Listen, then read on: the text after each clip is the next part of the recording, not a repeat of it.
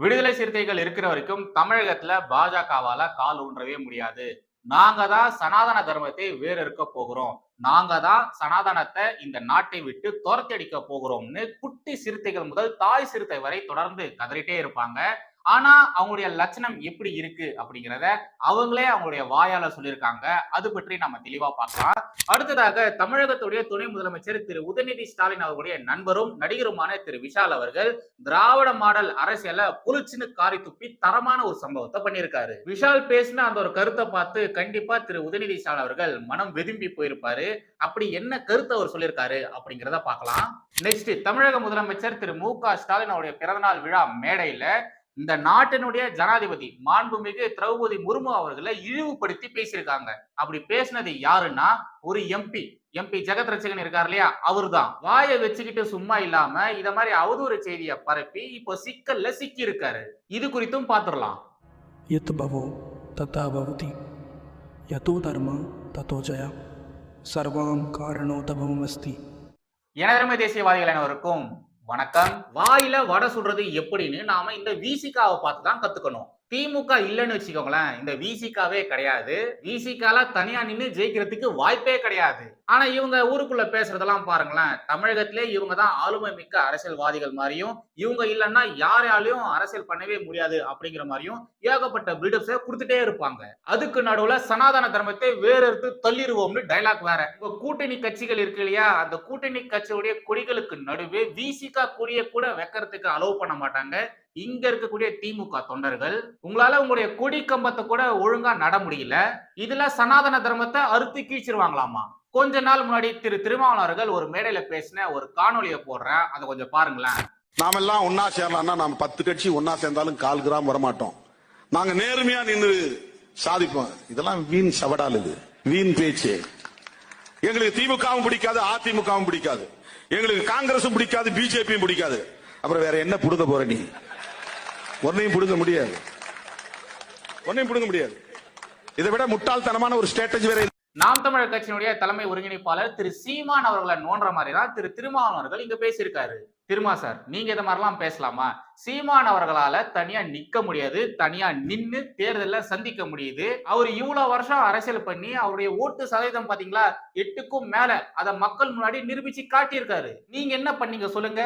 ஒண்ணு திமுக கூட இருக்கிறீங்க, அப்படி இல்லைன்னா அதிமுக கூட இருக்கிறீங்க. 10ஓட 11 தான் எப்பவுமே நீங்க இருந்திருக்கீங்க. ஆனா அங்க திரு சீமான் அவர்கள் தனியா நிக்கிறாரு.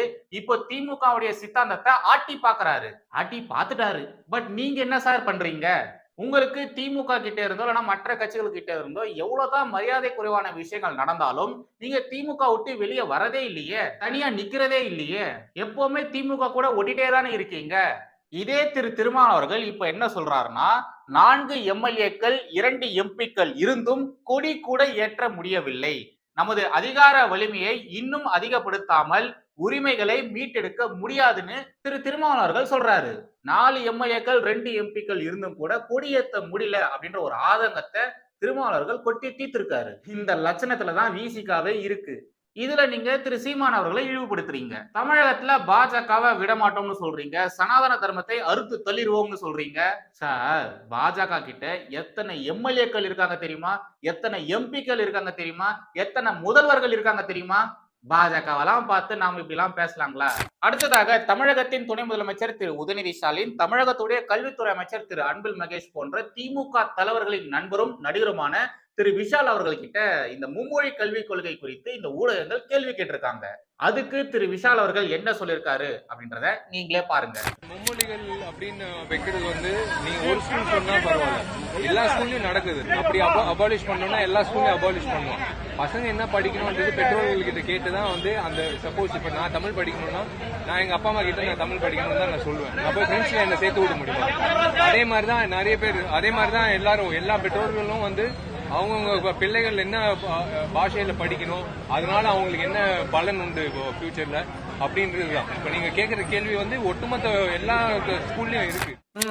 இதெல்லாம் இவருடைய நண்பர்கள் பார்த்தா என்ன ஆகும், அவங்க என்ன நினைப்பாங்க? இந்த இடத்துல திரு விஷால் அவர்கள் பேசினது ஃபேரான கமெண்ட் தான். என் தட்டுல என்ன உணவு இருக்கணும்னு நான் தான் சொல்வேன்னு சொல்றது எந்த அளவு நியாயமான கருத்தோ அதே அளவு நியாயம் இந்த கருத்துலயும் இருக்கு. ஆக்சுவலா திரு விஷால் அவர்கள் இதே மாதிரி பல இடங்கள்ல பாஜக ஆதரவான கருத்துக்கள் பேசியிருக்காரு. விஷால் அவர்கள் கிட்ட உங்களுக்கு இபிஎஸ் பிடிக்குமா இல்லனா ஓபிஎஸ் பிடிக்குமான்னு கேட்கும்போது கொஞ்சம் கூட யோசிக்காம எனக்கு ஐபிஎஸ் தான் பிடிக்கும்னு ஒரு முறை சொல்லியிருந்தாரு.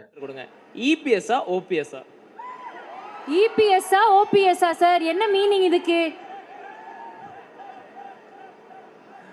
ஐபிஎஸ்ங்க. அதுக்கப்புறம் ஒரு முறை எனக்கு மோதியை ரொம்ப பிடிக்கும் அப்படின்ற மாதிரி சொல்லியிருந்தாரு. அதே மாதிரி எனக்கு அண்ணாமலை அவர்களை ரொம்ப பிடிக்கும், அவர் ஊடகத்தை ஹேண்டில் பண்ற விதம் உண்மையாலேயே சூப்பரா இருக்கு அப்படின்னு மாதிரிலாம் பேசியிருந்தாரு. அண்ணாமலையோட மூவ்மெண்ட் எப்படி நீங்க பாக்குறீங்க? ரெண்டு குவாலிட்டிஸ் ஒரு பாலிட்டிஷியன்ல. ஒன்று வந்து உண்மையிலேயே வந்து நிதானம், ரெண்டாவது வந்து பொறுமை. இப்போ 20 வருஷம் முன்னாடி ஈஸியா பாலிடிக்ஸ்ல வரக்கூடிய ஒரு பாலிட்டிஷியன் ஈஸியாக வரலாம். அப்போல்லாம் இங்கிட்டு இவ்வளோ கேமரா, சோஷியல் மீடியா, விமர்சனங்கள் அப்படியெல்லாம் ஒன்றுமே இல்லை. இப்போ வந்து சோஷியல் மீடியாவில் ட்ரோல் பண்ணுவாங்க, மீம்ஸ் போடுவாங்க, அது தாண்டி ப்ரெஸ் மீட்டில் வந்து எடக்க முடுக்கா கேள்வி கேட்பாங்க. இதெல்லாம் வந்து எடுத்துக்கிட்டு அவங்க வந்து நிதானமாக பதில் சொல்கிறதும் அந்த பொறுமையும் அந்த பேசக்கூடிய மொழி எல்லாமே வந்து எனக்கு பார்க்கும்போது நல்ல ஒரு என்ன சொல்றது, ஒரு நல்ல ஒரு அபிப்பிராயம் கிடைக்குது ஒரு அந்த லீடர். இத மாதிரி இவரு பாஜகவை குறித்து பேசின கருத்துக்கள் எல்லாமே பயங்கர வைரலா கூட போயிருக்கு. நாம எல்லாருமே கண்டிப்பா திரு விஷால் அவர்களை பாராட்டியே ஆகணுங்க. என்னதான் துணை முதல்வர் இவருடைய நண்பரா இருந்தாலும் ரெஜின்ஸ்க்கு அகைன்ஸ்டால இவர் பேசியிருக்காரு. அதே மாதிரி தமிழகத்துடைய அரசியல் களமும் தமிழகத்துடைய இந்த சினிமா துறையும் ஒன்றிணைந்து இருக்கு அப்படிங்கிறது எல்லாருக்குமே நல்லாவே தெரியும். யாராச்சும் ஒரு நடிகர்கள், நடிகைகள், துணை நடிகர்கள் இவங்க பாஜக ஆதரவு கருத்துக்களை சொன்னாங்கன்னா அவங்களுக்கு வரக்கூடிய வாய்ப்புகள், அந்த நடிப்புக்கான வாய்ப்புகள் எல்லாமே கொஞ்சம் கொஞ்சமா கம்மியாகும். இது எல்லாமே நாம நேர்ல கூட பார்த்திருக்கோம். இவ்வளவு விஷயங்கள், இவ்வளவு நெகட்டிவான விஷயங்கள் இங்க இருந்திருந்தாலும் விஷால் அவர்கள் அதை பத்தி எல்லாம் கொஞ்சம் கூட யோசிக்காம, அவங்களெல்லாம் பார்த்து பயப்படாம எவ்வளவு வெளிப்படையா தன்னுடைய பாஜக ஆதரவு நிலைப்பாட்டை, ஆதரவான கருத்துக்களை சொல்லியிருக்காரு பாத்தீங்களா? இதுக்குதான் சொன்ன நம்ம கண்டிப்பா திரு விஷால் அவர்களை பாராட்டியே ஆகணும்.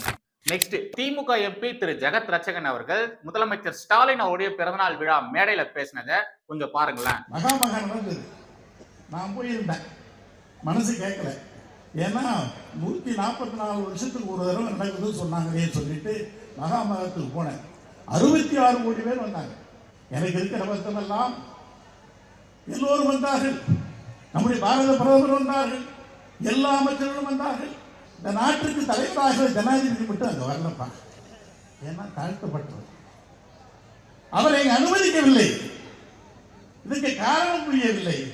என்னுடைய வருத்தம் எல்லாம் அங்கே ஒரு தந்தை பெரியார் அவர்கள் பிறக்கவில்லை. என்ன சார் இவ்வளவு மோசமா பேசுறீங்க? உங்களுக்கு எல்லாம் மனசாட்சின்னு கொஞ்சமாச்சு இருக்கா சார்? திரௌபதி முர்மு அவர்கள் யாரு? இந்த நாட்டினுடைய குடியரசுத் தலைவர்.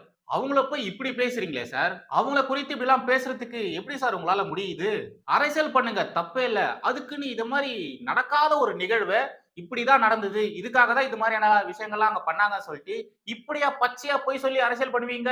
டெக்னாலஜினுடைய உச்ச கட்டத்துல இருக்கக்கூடிய இந்த காலகட்டத்திலேயே இத்தனை பேர் முன்னாடி இப்படி பச்சையா போய் சொல்றீங்கன்னா அந்த காலகட்டத்துல இன்னும் என்னென்னலாம் பண்ணிருப்பீங்க, எப்படிலாம் மக்களை ஏமாத்திருப்பீங்க. எப்பா நினைச்சு பார்த்தாலே கதி கலங்குது சார். ஜனாதிபதி திரௌபதி முர்மு அவர்கள் தாழ்த்தப்பட்ட வகுப்பை சேர்ந்தவராமா, அதனால கும்பமேளாக்குள்ள இவங்கள உள்ள விடலையாமா. என்ன சார் இது பேச்சா சார்? இதெல்லாம் கும்பமேளால எங்கேயாச்சும் போர்டு வச்சிருக்காங்களா? தாழ்த்தப்பட்டவர்கள் இங்க வரக்கூடாதுன்னு எங்கேயாச்சும் போர்டு வச்சிருக்காங்களா?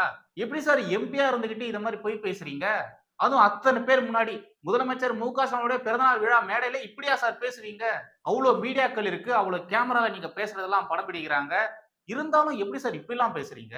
ஜாதி இல்லைன்னு சொல்ற இந்த திமுக தான் சதா சர்வ காலமும் ஜாதியை பத்தியே பேசிட்டு இருப்பாங்க, ஜாதியை வச்சுட்டே பேசிட்டு இருப்பாங்க.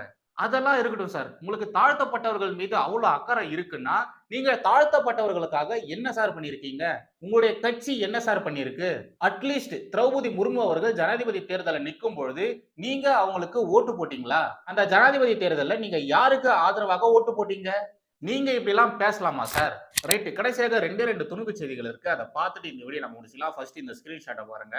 பள்ளி மின் கட்டணம் செலுத்த நிதி இல்லை, தமிழகம் முழுவதும் அரசு உயர் மேல்நிலைப் பள்ளிகளுக்கான மின்சார கட்டணம் செலுத்துவது உள்ளிட்ட சில்லறை செலவினங்களுக்கான நிதி ஒதுக்கீடு இன்னும் கிடைக்கவில்லை. சொந்த பணத்தை செலவிடும் தலைமை ஆசிரியர்கள் புலம்பல்.